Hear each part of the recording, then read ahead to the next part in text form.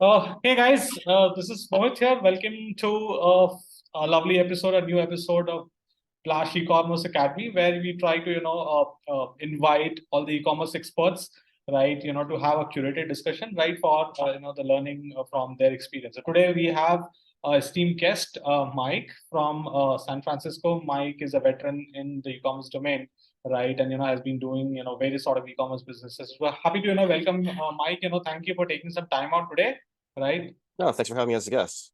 Yeah, lovely, lovely, lovely. Right. So, Mike, as I mentioned that, this is Mohit here. I'm the founder at Glash.io, and, we help e-commerce in, enabling e-commerce into, converting better by various video commerce related solution. Right. So happy to chat about your Mike, to begin with, very curious to know a little bit about your background. How did it all started? A brief, about your story, Mike. So my career basically started in college. I was a concert promoter. It was pretty early on. 1995 is when I first starting to generate a little bit of interest in designing websites. I read Laura Lemay's book, How to Teach Yourself HTML in 6 weeks. I did that. I took an intro to graphic design class at the Art Center in Pasadena, California, which is one of the most prestigious schools with regards to design, architecture, and then also vehicle design. And yeah, it was a night class. My professor was Warren Wilson. I actually got an A. That kind of encouraged me. I then took a intro to Photoshop class. So I called my company Gig with just because when you work like shows, it's called you're working a gig.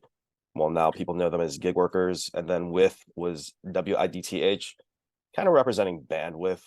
So just a merger of kind of like music plus the internet. So I had some pretty cool clients. I had Epitaph through the Vans Warped Tour, Jeffrey Bishop. He helped book me Green Day, so I designed their website when they did the Warning album, and I met the band when they were recording Warning. Before that, I actually worked for a company called Cybergate, CYBERG8T in Claremont as customer support, but I also did the websites for Doctor Strange Records, which has artists like Voodoo Glow Skulls. So I was pretty much one of the early people designing websites back in the day. So I attended the Academy of Art University, majoring in advertising. I took a figure drawing class, which I almost failed, and I took a color theory class that I actually did pretty decently at. And then I met a guy through the internet by the name of Dantley Davis, and so I moved in with him for a month in Daly City, which is kind of foggy, and then we moved to Pinole for about 6 months. So Dantley has had a pretty amazing career and very, very incredibly influential. And his social media handle is just at Dantley, since he's been so early with everything. So after a semester at the Academy of Art, I decided that what, it's costing me money. Why don't I just see if I can actually get a job? So I got job offers from a company called Circumstance, and I got a job offer also at a company called Adjacency that came out of Madison, Wisconsin. They had some pretty incredible clients, and we actually had this young intern from Stanford who actually has a pretty good design sensibility, and his name is Gary Tan. Are you familiar with who Gary Tan is? No, I'm afraid I don't. Okay. Have you heard of Y Combinator? Yes, I know. Okay. So for the listeners that don't know, Y Combinator is probably one of the most well-respected and most famous tech startup accelerators in the world. Absolutely. They've funded companies like Airbnb, Dropbox, DoorDash, Instacart, Coinbase. They're insanely famous. Gary Tan, he was an intern and attending Stanford at the time. Well, he's now president and CEO of Y Combinator. Amazing. Yeah. How this e-commerce thing started, Mike, with you? Like, with the diverse set of stuff, how did you landed into an e-commerce vertical? So that's an interesting story. So I got laid off from Zynga. I worked at Zynga after LinkedIn. and I couldn't find a job because I didn't have a degree. So I got severely depressed over the course of 2 years. I ended up in mental health facilities against my will 3 times, and then eventually ended up in Taipei, Taiwan with my parents. I had suicidal ideations, tried to hang myself a couple times. So it was during that time where I discovered a newsletter called The Hustle. They had an article about how someone had made 6 figures using Teespring, which is now Spring, which is print on demand. I've always been a big fan of t-shirts. So that's when I made the decision to create a company. And the name of the company, T-Shirts Matter, is based off a blog post by Adam Nash, my former coworker at LinkedIn, called Why T-Shirts Matter. So as during the summer 2016 or 2015, I actually got diagnosed with bipolar 1 disorder. And one of the things that happens is you have manic episodes. And when you're manic, one of the things that happens is you have a propensity to spend a lot of money. I spent $765,000 while manic, $447,500 in angel investments. And I was born in 1972. So I initially filed trademark for 72 trademarks, later did 2 on my own. So 74 trademarks in total. I spent well north of 30,000 on those, and now 19 are registered. So that's kind of the story of how I started getting into e-commerce. Awesome, awesome, very impressive. Very, I think I would say, motivated journey of your Mike. Down from from being suicidal and then coming up with all these battling against all the odds. Interestingly, you mentioned that you wanted to talk about trademark and licensing, a very less commonly discussed topic when it comes to running an e-commerce business. Though I understand that it is of a very pivotal importance, right? So just wanted to hear about your thoughts that about why do you think trademark and licensing is important for someone running an e-commerce brand, and how it can be helpful to them? I think it's very important that any business owner actually goes in and actually makes sure that they get their company, their brand trademark. The way a trademark works is you actually have to say what class you want to get your trademark in. But the majority of mine, actually basically 100% are actually in class 35, which is online retail. That's print on demand products. So you just have to show that you have a store. You have to actually submit a specimen to the examiner at the U.S. Patent and Trademark Office. So with my submissions on behalf of, at the time it was legally.co, Luke Green, it's now Marcavo. The process of getting a trademark filed is you file it, you wait about 30 days, the examiner will then take a look at it. And then, well, actually it's not 30 days. So you file it, eventually an examiner will take a look at it, and they'll do the research. Has anybody else done something? Is it available? If so, they will then file it for opposition. Well, people then have 30 days to file a protest for your trademark. The U.S. Patent and Trademark Office actually currently, to file a protest letter is $50, and I think they actually are going to be raising that to $200, which actually benefits me because you have a lot of people that just say, "Oh, it's $50, I'll just oppose it." I've gotten a lot of oppositions with trademarks filed, and I've actually had to represent pro se, which means I'm serving as my own attorney. I've gotten oppositions from the likes of Beyonce, Disney. Disney actually opposed 7 of my filed trademarks, and Kobe Bryant. Okay. So, for example, just for the viewers to understand these things, right? So, for example, if I'm running a t-shirt brand where the print on my t-shirt is actually defines the identity of my brand, right? Yeah. Do you still think that those things can be protected? Okay, so what I recommend that people do is type in this URL, test2.uspto.gov. That's TESS2.uspto.gov, and do a word search for your brand or whatever you're trying to file trademark for. You will then see a list of different trademarks that have been filed. You can see if they're live or if they're dead. You can then click on the link, especially if they're live, to see the history and the communication between the U.S. Patent and Trademark attorney and your correspondence with them. It's actually very interesting to go in and look at the correspondence with other brands. Okay.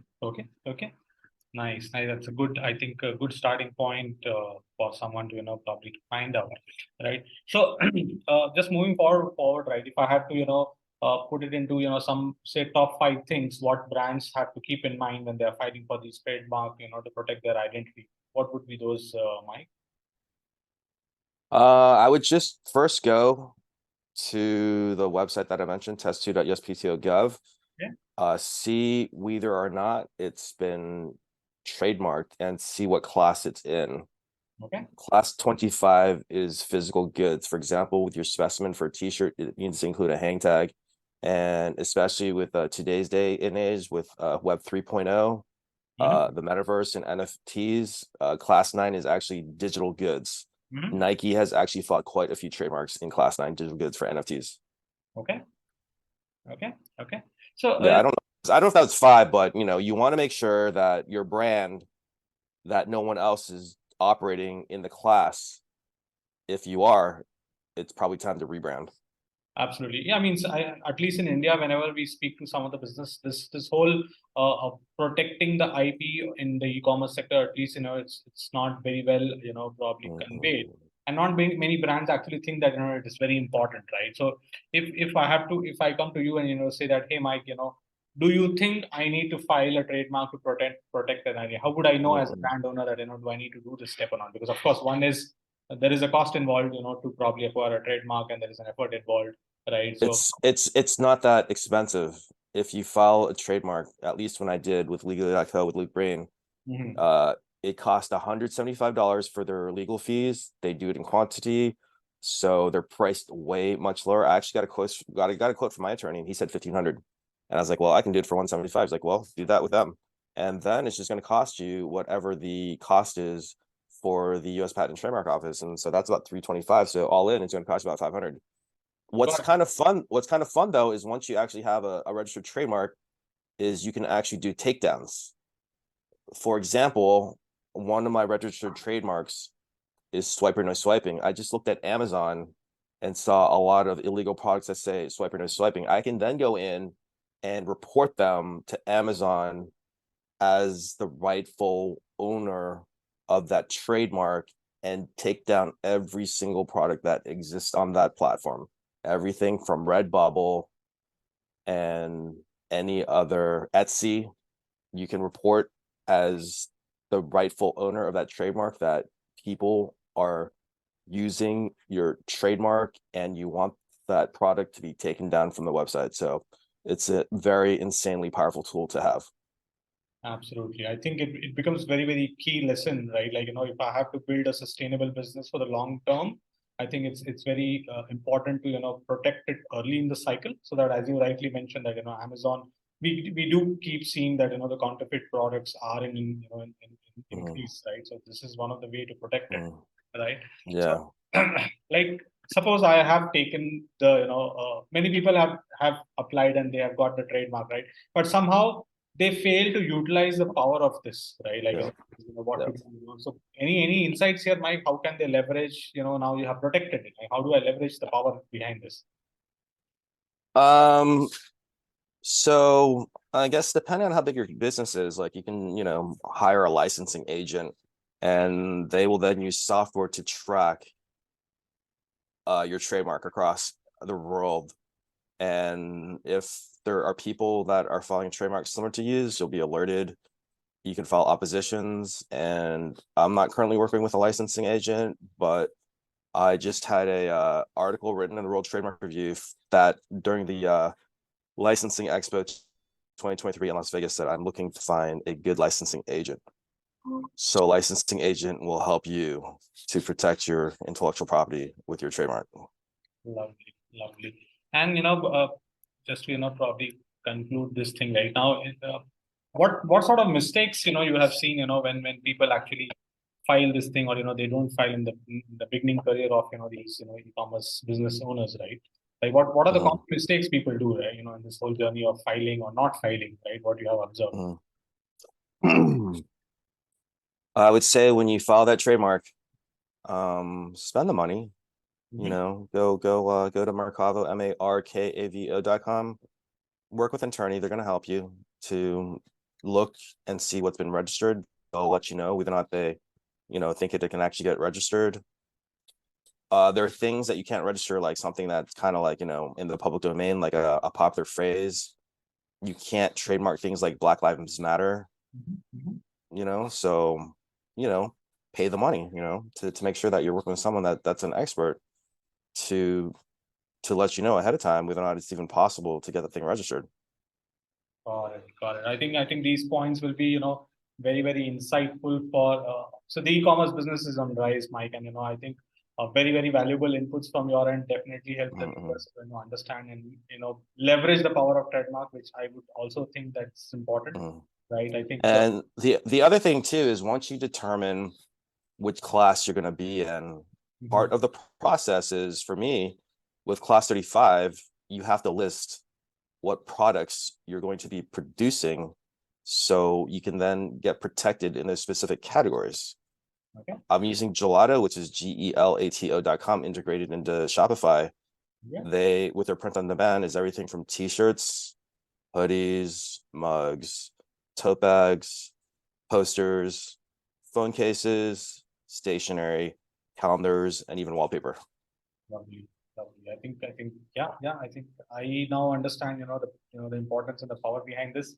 Yeah. But thank you, Mike. Truly very, very, insightful information, right? Thank you for taking some time out today, sharing your past experience with the viewers. I'm definitely, and I'm very sure that it will help the community here, right? Yeah, I'm more than happy. If you just find me on LinkedIn. You can just type in linkedin.com/in/MikeLin, Mike Linn, and with your invitation to connect, personalize it. If you don't personalize it, I'm probably just going to ignore it. I'm ignore you and just cancel it out. Take the time, send a personal message. Before you do that, take a look at my profile, see if there's any type of way that we can work together, connect with me. I'll probably most likely, look at your profile, see if it's relevant, connect back, start a conversation. And I'm more than happy to mentor people around the process of how to get their trademark filed. I've done 2 on my own because they're too controversial that my trademark attorney didn't want to deal with. They didn't want to have to deal with the ensuing PR.